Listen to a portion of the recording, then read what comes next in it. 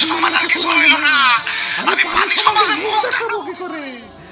আমার বাবা মেঘে থাকে, মেঘের পানি। আমার দাদা সাগরে থাকে, সাগরের পানি। এমন করে আমার বাকি আত্মীয়রা খালে, বিলে, পুকুরে, নদীতে রাখে। এমনকি বিল্ডিং এর টাঙ্কিতেও থাকে। আর আমি হতভাগা, আমার এই রাস্তার মধ্যে থাকে রাস্তাতে। আমি কিনা রাস্তায় নেমে গেলাম।